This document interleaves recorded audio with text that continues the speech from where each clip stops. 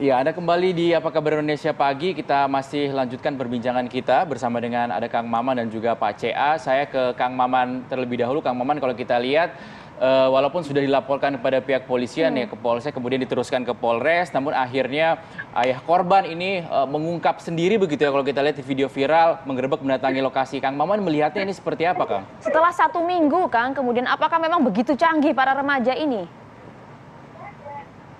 Kalau kita bicara sindikat, dia begitu canggih dalam upaya melakukan hal tersebut. Biasanya malah mengancam keluarga untuk tidak mengungkap hal ini atau mempermalukan keluarga malah. Penculikan ini luar biasa Pak CA untuk menyelamatkan anaknya. Dia lakukan sampai harus berpura-pura menjadi konsumennya yang ingin menawar anak tersebut. Ini upaya yang sangat luar biasa dan mudah-mudahan pihak kepolisian ikut turun tangan dalam kasus seperti ini. Dan saya selalu yakin bahwa ini bukan satu-satunya yang ada di Indonesia ya, yang ada di Kota Bandung, mungkin di media-media lain. Dan lagi-lagi mengingatkan kita para orang tua untuk berhati-hati memberikan media sosial, memberikan gadget kepada anak-anak. Dan jangan takut untuk melakukan satu hal, bahwa handphone yang dia berikan itu bukan dia berikan, tapi dia pinjamkan, sehingga dengan mudah nanti mereka bisa mengecek handphone tersebut digunakan untuk apa dan memakai aplikasi apa supaya kita tidak menyesal di kemudian hari. Iya, Kang Maman, mereka ini kan masih remaja begitu, usianya masih belasan. Kok ya bisa gitu ya? Saya sampai gumon sendiri, Mbak Teh, kok bisa mereka ini kemudian melakukan tindakan begitu terencana, profesional, cukup keji juga gitu. Mereka ini mendapatkan inspirasi dari mana sih kalau Anda melihat, menganalisa? Mari kita buka media, kita lihat apakah negara Indonesia adalah negara tujuan pedofilia dan banyak peristiwa pedofilia terjadi di negeri ini atau tidak. Begitu banyak pemangsa anak-anak berkeliaran di negeri ini dan mereka tahu, para biadab ini tahu ada pasar untuk hal tersebut. Mereka tahu bahwa menjual anak-anak di bawah umur dengan tawaran keperawanan dan lain sebagainya angkanya cukup tinggi dan banyak pasarnya. Karena itu mereka berusaha menjebak anak-anak yang dianggap, yang dinilai oleh mereka masih banyak keinginan yang bisa dia jadikan sebagai cara untuk menjebak anak tersebut. Lalu kemudian dia dengan mudahnya menjual dan mengancam anak-anak tersebut. Dan anak-anak tersebut biasanya takut untuk keluar dari sindikat ini karena ancaman pembunuhan, ancaman dipermalukan, dilaporkan ke sekolah dan lain sebagainya. Jadi karena itu saya mengatakan kita lihat secara keseluruhan sampai kepada konsumen-konsumennya. Mudah-mudahan ini bisa diungkap sehingga kita tahu bahwa perdagangan anak di Indonesia itu sudah cukup banyak terjadi dan kita tidak boleh diam. Harus ada penggentarjeraan yang sangat luar biasa baik terhadap pelaku maupun terhadap konsumennya. Apa yang dilakukan sindikat ini tentunya sangat keji tadi, menjebak begitu anak di bawah umur. Semudah itukah Kang Maman untuk menjerat anak-anak di bawah umur sehingga menjadi korban dari aksi-aksi ini, Kang? Media sosialnya begitu luar biasa dampaknya. Ini salah satu bukti bagaimana anak-anak kita dijebak. Buat saya cukup mudah dilakukan kalau anak-anak tersebut kemudian dijanjikan bermacam-macam hal, diajak pacaran dan lain sebagainya, lalu kemudian dijebak, dan biasanya jebakan itu divideokan. Dan dari video itulah kemudian dia diancam, kalau kamu tidak ingin mengikuti kemauan kami, video ini akan kami sebar. Anak-anak dengan kemampuan psikologisnya, kekuatan psikologis yang masih begitu belum kuat, pasti akan langsung ketakutan dengan ancaman-ancaman tersebut. Mereka takut dipermalukan, takut diketahui oleh orang tuanya, takut dipermalukan di sekolah, sehingga akhirnya mengikuti saja kemauan para bedebah ini, para pelaku perdagangan orang ini. Oke, soal kebebasan di media sosial ini, lalu bagaimana kemudian negara hadir begitu Kang Maman untuk melakukan pengawasan dan juga memberikan aturan-aturan yang jelas jadi jangan sampailah hal seperti ini mudah begitu saja terjadi. Ya.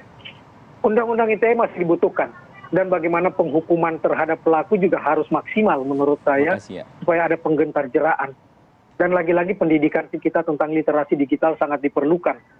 Anak-anak di bawah umur tidak boleh memegang gadget tersebut, dan kalau kita memberikan pada anak di bawah umur bukan diberikan tapi dipinjamkan, sehingga orang tua tetap punya hak untuk mengontrol penggunaan media sosial tersebut, penggunaan gadget tersebut.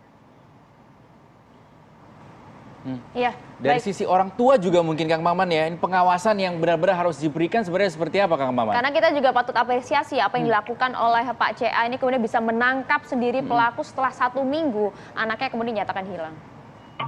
Saya merasa salut dan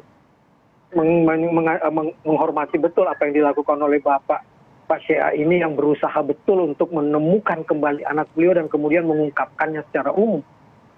Karena dia berani betul untuk melakukan hal tersebut, yang dia lawan bukan individu tapi sebuah kelompok. Dan di balik itu, ya kita sebagai orang tua betul-betul harus paham tentang literasi digital, harus paham betul tentang bahaya di media sosial dengan menguasai betul 4 pilar literasi digital kita, literasi etik, literasi skill, literasi keamanan, dan kemudian budaya digital.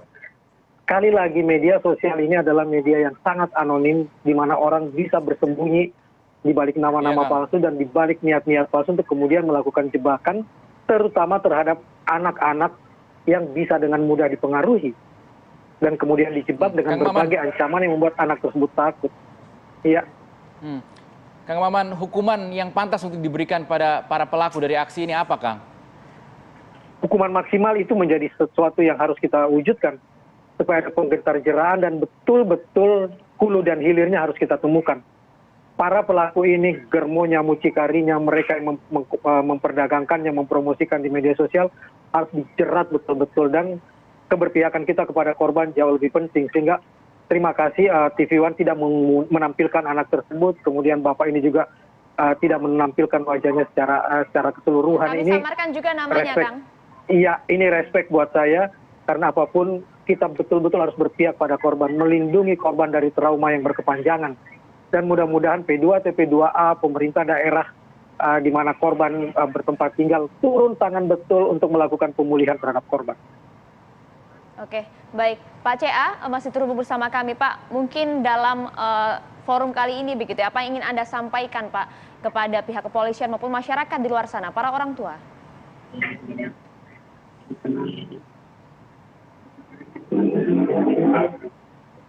Saya berterima kasih dan tolong tindak lanjuti, berantas semua. Saya tahu ini organisasi itunya penjualan anaknya.